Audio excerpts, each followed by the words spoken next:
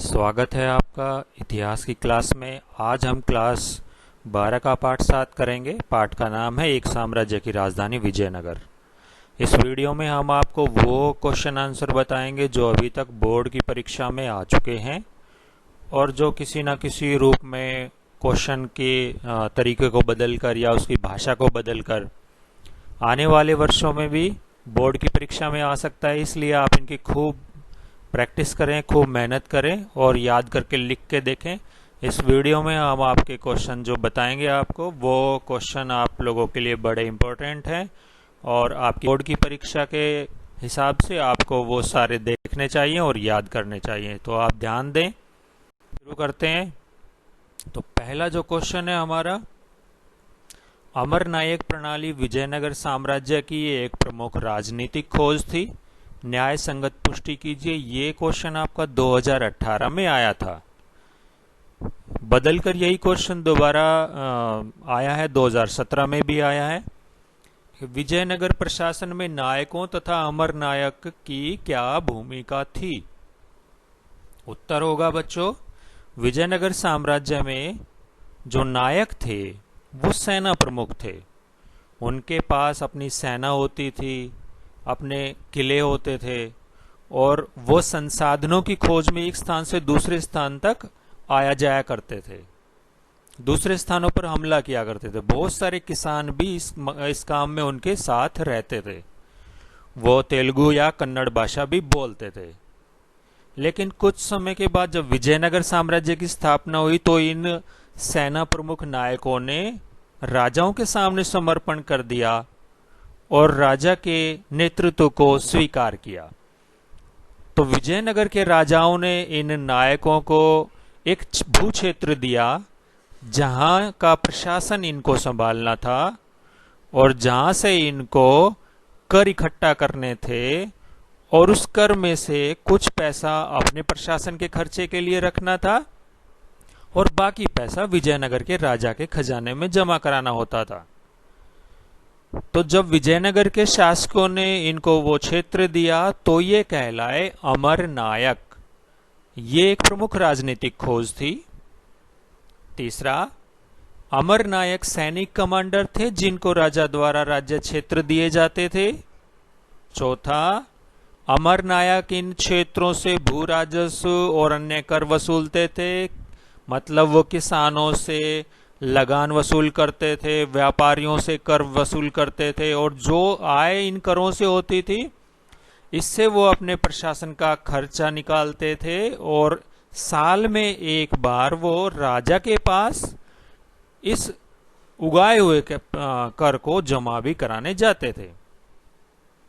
जब विजयनगर की राजधानी में महानवमी का त्योहार मनाया जाता था तो उस समय ये अपनी सेना को लेकर राजा के दरबार में जाते थे, उपहार भी लेकर जाते थे और कुछ सैनिकों को निरीक्षण के लिए भी लेकर जाते थे। इसके अलावा करों से प्राप्त आय को ये मंदिरों और सिंचाई के साधनों के रखरखाव में भी खर्च करते थे। इस तरह से विजयनगर की शक्ति बड़ी बढ़ गई, जिसके कारण इन्होंने एक विशाल साम्राज्य की नींव रखी। कई बार जब अमर नायक कोई गड़बड़ करने लगते थे तो राजा इनको उस क्षेत्र से निकालकर दूसरे क्षेत्र में भेज दिया करते थे। कुछ इतिहासकार ये मानते हैं कि ये जो अमर नायक प्रणाली है विजयनगर साम्राज्य की, ये दिल्ली सल्तनत से भी प्रेरित थी। अगले क्वेश्चन पर चलते हैं। विजयनगर के शाही या राजकीय केंद्र के महत्व को विशेषकर उसकी महत्वपूर्ण इमारतों की दृष्टि में रखते हुए स्पष्ट कीजिए। ये क्वेश्चन आपका 2013 में आया था। यहां हम राजकीय केंद्र के बारे में बात करेंगे। तो विजयनगर के राजकीय केंद्र में 60 से ज्यादा तो ऐसे इमारतें मिली हैं जो मंदिर हैं। 30 से ज्यादा बड़ी इमारतें मिली हैं जो इतिहासकार जिन्हें महलों के रूप में इनकी पहचान करते हैं। इसके अलावा राजनीतिक जो राजकीय केंद्र था उसमें महानवमी डिब्बा और सभा मंडप के नाम से 2 मंडप भी मिले हैं। महानवमी डिब्बा जो है बड़ा विशाल मंच है और लगभग 11,000 वर्ग फीट का इसका आधार है और 40 फीट की इसकी ऊंचाई है। इसका जो आधार है वो अलंकृत किया हुआ है, पत्थरों पर तस्वीरें उत्कीर्ण की हुई हैं। और जो त्योहार मनाया जाता था महानवमी, नवरात्रों में, जिसे उत्तर भारत में दशहरा या बंगाल में दुर्गा पूजा भी कहते हैं, वो इस महानवमी डिब्बे और इसके आसपास के क्षेत्र में मनाया जाता था।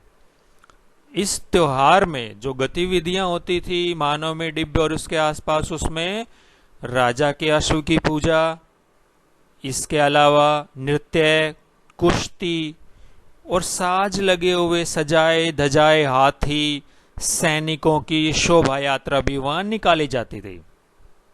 राजकीय केंद्र में इसके अलावा लोटस महल भी है। ये एक कमल के जैसा महल है, जो आपको आगे की स्लाइड में इसका फोटो भी हम दिखाएंगे। इसके अलावा हजार राम मंदिर भी राजकीय केंद्र में है। संभवतः इसका प्रयोग राजा और उसके परिवार ही करते थे। और इस मंदिर की जो दीवारें हैं उन पर रामायण के चित्र भी उत्कीर्ण किए हुए हैं। बोर्ड परीक्षा के हिसाब से जो आपको करवाए जा रहे हैं ये आपके बोर्ड में पहले आ चुके हैं और आने वाली बोर्ड परीक्षा में भी ये आ सकते हैं। बहुत ही महत्वपूर्ण प्रश्न है। तो अगला क्वेश्चन लेते हैं। विजयनगर की भौगोलिक स्थिति के विषय में चौंकाने वाले तथ्य, इसकी जल संपदा तथा किलेबंदियों की व्याख्या कीजिए। बच्चों, इस क्वेश्चन में हमें विजयनगर की भौगोलिक स्थिति के बारे में बताते हुए जल संपदा का कैसे प्रबंधन विजयनगर के राजाओं ने किया, इसका भी उत्तर हमें लिखना है। ये आपके 2016 के पेपर में आया था। तो इसका उत्तर शुरू करते हैं। विजयनगर की जो भौगोलिक स्थिति थी वो बहुत ही शुष्क क्षेत्र में थी। वहां जो नदी उत्तर पूर्व दिशा में बहती है विजयनगर के, उसका नाम है तुंगभद्रा। और तुंगभद्रा नदी ने वहां एक प्राकृतिक कुंड मतलब तालाब बनाया हुआ है। तुंगभद्रा नदी के आसपास का जो क्षेत्र है विजयनगर का, वह ग्रेनाइट की पहाड़ियां हैं, मतलब पथरीली जगह है। और इन पहाड़ियों से जो जल धाराएं आती हैं, उनके जल का प्रयोग विजयनगर के राजाओं ने नहर बनाकर विजयनगर की जल की आवश्यकताओं को पूरा करने के लिए किया। तो विजयनगर के शासकों ने तुंगभद्रा नदी पर बांध बनाया और नहर के द्वारा उस जल को शहर तक पहुंचाया। यह इसलिए जरूरी था क्योंकि विजयनगर एक पहाड़ी क्षेत्र में है, शुष्क क्षेत्र में है। 15वीं शताब्दी में कमलपुरम जलाशय भी बनाया गया, जिसके पानी का प्रयोग सिंचाई के लिए और राज्य के केंद्र में जहां राजा रहते थे, उनके महल थे, वहां पानी की कमी को पूरा करने के लिए भी किया जाता है। इसके अलावा संगम वंश के राजाओं ने हिरिया नहर का भी निर्माण करवाया। इस नहर का जो जल था वो धार्मिक केंद्र और शहरी केंद्र के बीच में जो क्षेत्र था, उसकी सिंचाई के लिए, वहां जल की आपूर्ति के लिए इसका प्रयोग किया गया। अगले क्वेश्चन, ये क्वेश्चन 2017 के पेपर में आया था। इंपॉर्टेंट क्वेश्चन है। गोपुरम और मंडप पर विशेष बल देते हुए विजयनगर के पवित्र केंद्र के महत्व की व्याख्या कीजिए। बच्चों, इसका आंसर होगा, पहले आपको यह समझना होगा कि गोपुरम क्या है। आपके स्क्रीन पर एक फोटो दिखाया हुआ है जिसमें आप देख रहे हैं ये गोपुरम है मंदिर का, जो मदुरई के मंदिर का गोपुरम है, वहां के नायकों द्वारा बनवाया गया है। तो गोपुरम मंदिर के प्रवेश द्वार थे, जो बड़े ही विशाल और अलंकृत सजा धजाकर बनवाए गए थे। राय गोपुरम मतलब होता है राजाओं द्वारा प्रयोग किया गया प्रवेश द्वार। तो ये राज के प्रवेश द्वार था। गोपुरम का प्रयोग मंदिरों में प्रवेश के लिए होता था, ये आपको समझ में आ गया है। विरूपाक्ष मंदिर में जो पूर्वी गोपुरम है, उसका निर्माण कृष्णदेव राय द्वारा करवाया गया। इसके अलावा मंदिर में मंडप भी होते थे। ये वो स्तंभों वाले मंडप थे जहाँ बहुत सारी ऐसी गतिविधियां होती थी, जैसे देवताओं को झूला झूलाना या हवन करना, इसी तरह के और धार्मिक क्रियाकलाप वहां होते थे। विजयनगर में मंदिरों का बड़ा महत्व था। मंदिर न सिर्फ धार्मिक केंद्र थे बल्कि वो सामाजिक केंद्र थे, क्योंकि समाज के सभी लोग वहां इकट्ठा होते थे और अपने धार्मिक कार्य किया करते थे। इसके अलावा मंदिर में व्यापारियों की दुकानें भी सस्ती थी, तो वह आर्थिक गतिविधियों के भी केंद्र हो गए। इसके अलावा मंदिर में नृत्य, गान, नाटक वगैरह जैसी सांस्कृतिक गतिविधियां भी होती थी, तो वो सांस्कृतिक केंद्र भी हो गए। इसके अलावा मंदिर शिक्षा के भी केंद्र थे। तो ये मंदिरों का महत्व हो गया, जो विजयनगर में बड़े ही प्रसिद्ध मंदिर हुए हैं। अगला क्वेश्चन है जो 2013 में था, विजयनगर साम्राज्य के पतन के किन्हीं दो कारणों को लिखो। विजयनगर साम्राज्य का पतन सल्तनत जो दक्कन की सल्तनतें थी उनके साथ एक भयंकर युद्ध के बाद विजयनगर का पतन हो गया। पर इसमें एक कारण यह भी था कि विजयनगर में जब भी किसी राजा की मृत्यु होती थी तो वहां उत्तराधिकार के लिए संघर्ष होने लगता था। बहुत सारे अमर नायक भी उसमें शामिल हो जाते थे और कई बार तो अमर नायकों ने राजा को हटाकर सिंहासन पर कब्जा कर लिया।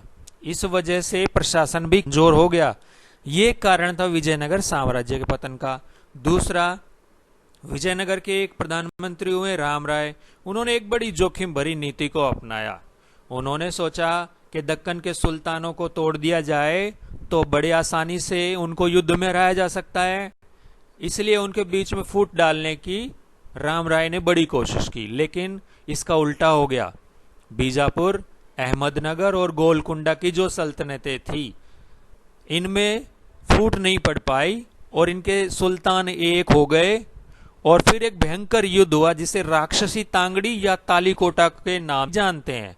1565 में ये युद्ध लड़ा गया। विजयनगर की सेनाओं की हार हुई और इसके कुछ ही वर्ष बाद विजयनगर जो राजधानी थी वो नष्ट हो गई और इसकी राजधानी को फिर पूर्व में दूसरी जगह ले जाया गया और उसके बाद धीरे धीरे विजयनगर साम्राज्य का पतन होता चला गया। अगला क्वेश्चन लेते।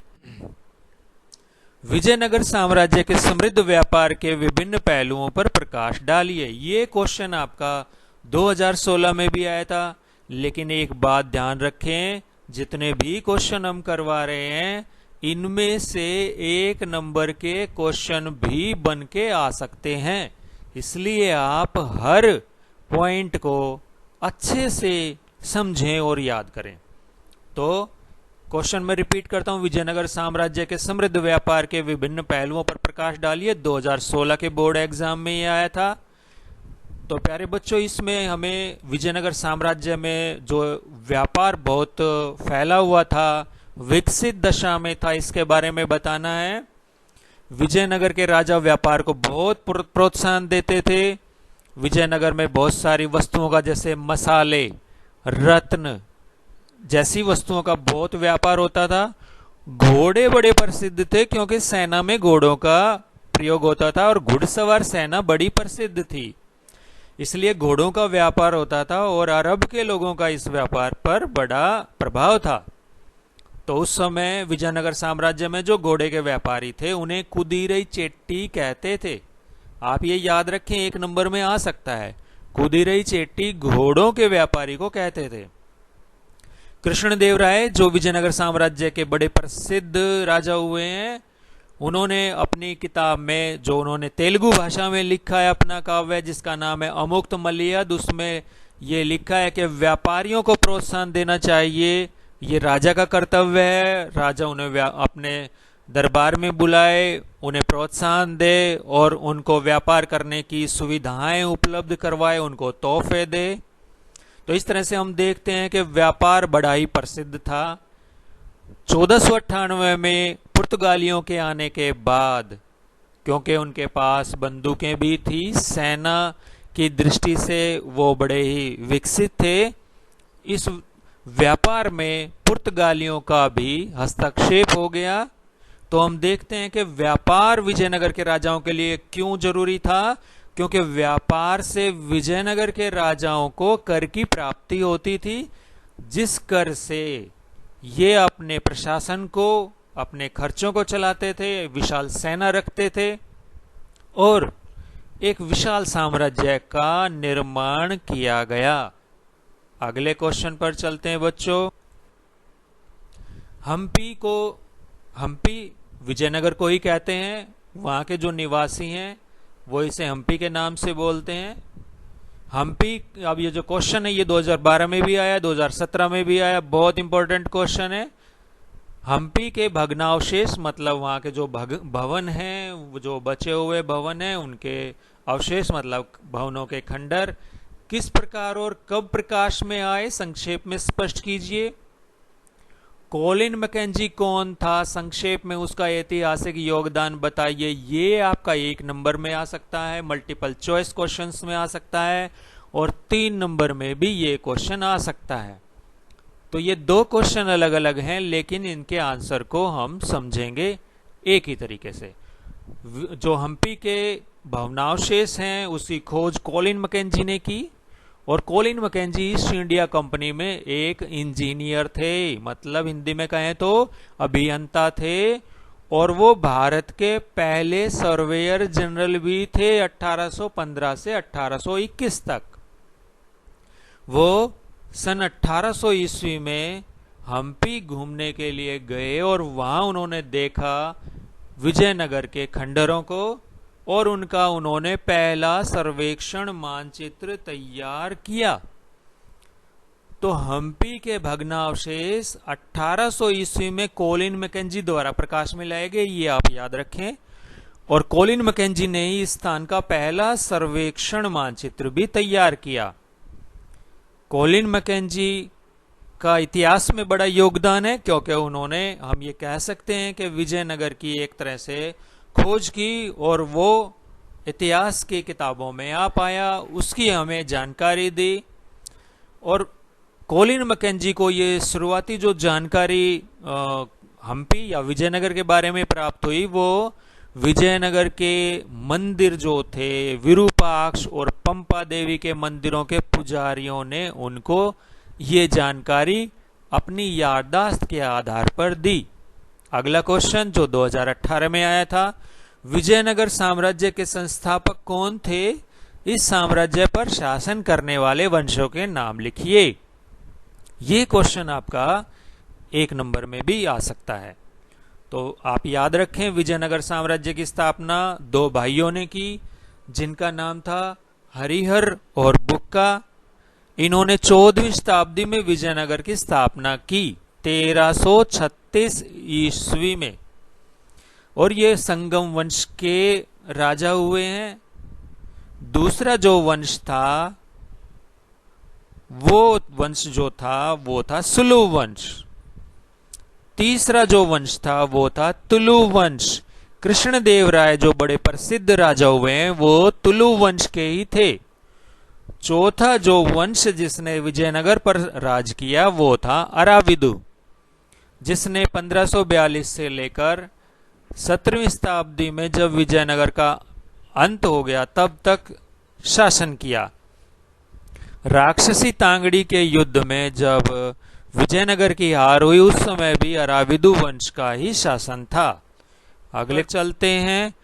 अगला जो क्वेश्चन आपका है, विजयनगर और दक्षिण के सुल्तानों में विभिन्नताएं थी और मतभेद भी थे, फिर भी उनमें अच्छे संबंधों के प्रमाण मिलते हैं। अपने उत्तर के पक्ष में तर्क दीजिए। ये क्वेश्चन 2013, 2014 में भी आया है, इंपॉर्टेंट क्वेश्चन है। क्वेश्चन में आगे है, वस्तुतः राम राय की जोखिम भरी नीति विजयनगर के पतन के लिए उत्तरदायी थी। तो प्यारे बच्चों, इस क्वेश्चन में आप याद रखेंगे, हमें यह बताना है कि विजयनगर और जो दक्कन के सुल्तान थे उनमें संबंध बहुत खराब नहीं थे, लेकिन राम राय ने जोखिम उठाया, उनको बांटने की कोशिश की, फूट डालने की कोशिश की, जिसकी वजह से एक भयंकर युद्ध हुआ और विजयनगर का पतन हो गया। पहला पॉइंट, विजयनगर और सुल्तानों के बीच धार्मिक भिन्नताएं थी क्योंकि सुल्तान इस्लाम को मानते थे और विजयनगर के शासक हिंदू थे। दूसरा, इसके बावजूद भी कृष्णदेव राय ने कई बार सल्तनत के जब सुल्तान की मृत्यु हो जाती थी तो उसके बाद सत्ता के लिए जो संघर्ष होता था तो उसको सुलझाने में कृष्णदेव राय के अलावा भी विजयनगर के राजाओं ने हस्तक्षेप किया। कृष्णदेव राय ने तो यवन राज्य की स्थापना करने वाला विरुद्ध धारण करके वो गौरव महसूस करते थे। यवन का मतलब है यहां पर विदेशी शासन। तो बीजापुर के सुल्तान ने भी एक बार विजयनगर में उत्तराधिकार का जब विवाद हुआ, राजा की मृत्यु हो गई और गद्दी के लिए जब राजगद्दी के लिए झगड़ा शुरू हो गया तो बीजापुर के सुल्तान ने उस विवाद को सुलझाने के लिए हस्तक्षेप किया, मदद की। तो विजयनगर और सल्तनत के शासक एक दूसरे के स्थायित्व को निश्चित करते थे। हमें ऊपर के पॉइंट से यह पता चलता है कि वो एक दूसरे के विवादों को सुलझाने में हस्तक्षेप करते थे, मदद करते थे। लेकिन विजयनगर के प्रधानमंत्री राम राय ने सुल्तानों को एक दूसरे के खिलाफ लड़ाने की कोशिश की और नतीजा ये हुआ वो एक दूसरे के खिलाफ नहीं लड़े और विजयनगर आखिरकार राक्षसी तांगड़ी के युद्ध में 1565 में हार हुई। दक्कन की सल्तनतों के सुल्तानों की सेनाओं ने विजयनगर पर हमला कर दिया और शहर को खूब लूटा और तहस नहस कर दिया। कुछ ही साल के बाद ये शहर वीरान बंजर हो गया। अगला क्वेश्चन, विजयनगर एक विशिष्ट स्थापत्य शैली से अभिलक्षित है। इस कथन की विजयनगर के धार्मिक स्थल के संदर्भ में व्याख्या करें, उदाहरण सहित पुष्टि करें। यह क्वेश्चन आपका 2014 में आया था। इसमें स्थापत्य शैली के बारे में बताना है जो विजयनगर के राजाओं के द्वारा अपनाई गई।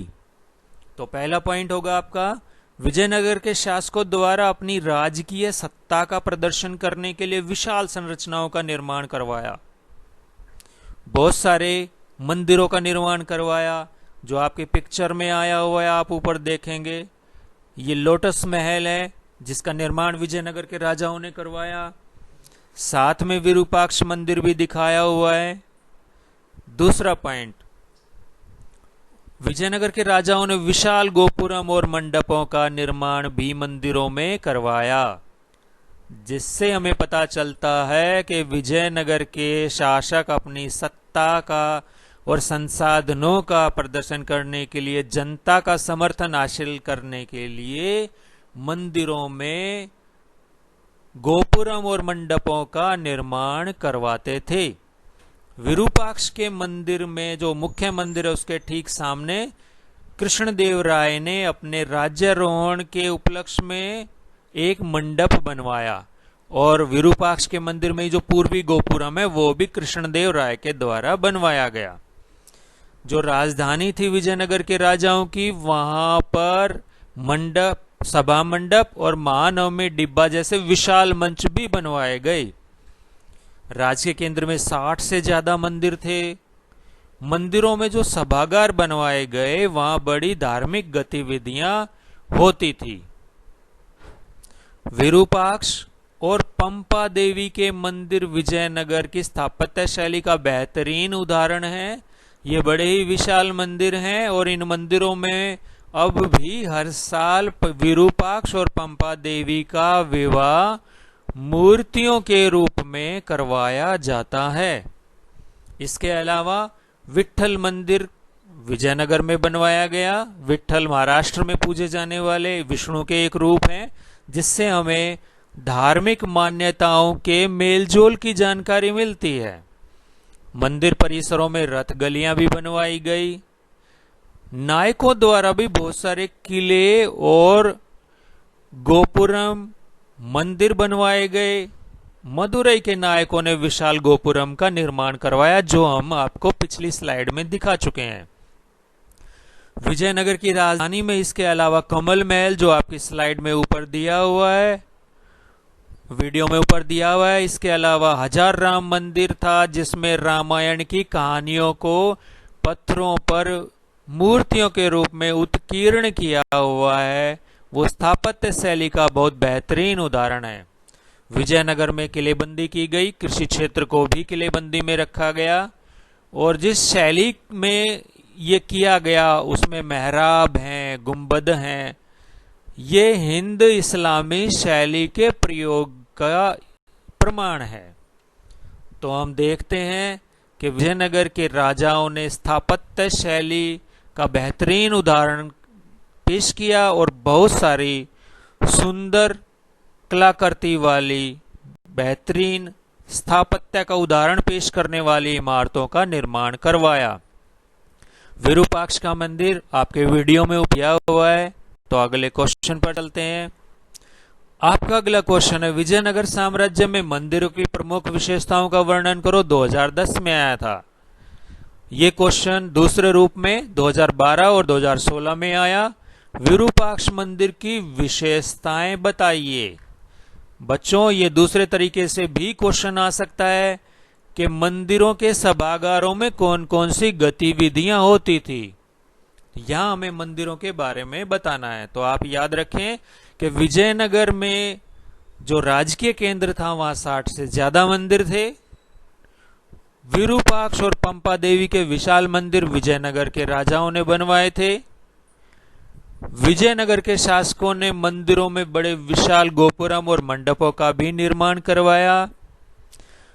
मंदिरों में जो सभागार होते थे, जैसे विरूपाक्ष मंदिर के जो सभागार थे, उनका प्रयोग बहुत सारी गतिविधियों के लिए होता था, जैसे मूर्ति पूजा, संगीत, नृत्य, नाटक या राजकीय कार्यक्रमों के लिए भी मंदिरों के सभागारों का प्रयोग होता था।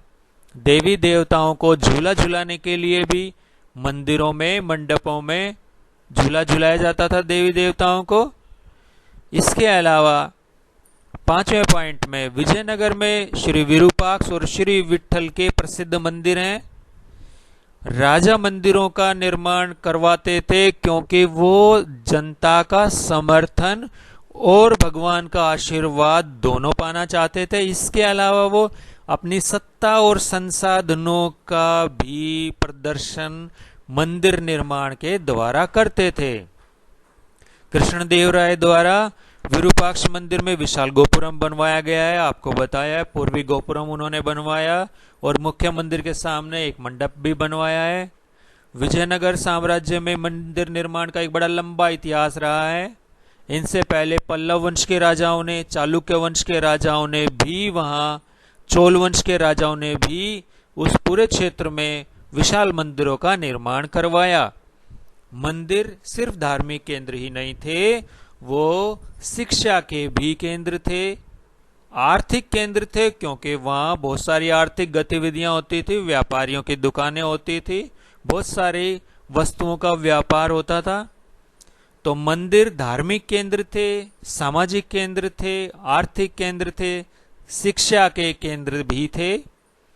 राजाओं और अमर नायकों ने मंदिरों के रखरखाव के लिए भूमि दान दिए ताकि मंदिर अपने रखरखाव का खर्चा निकाल सकें।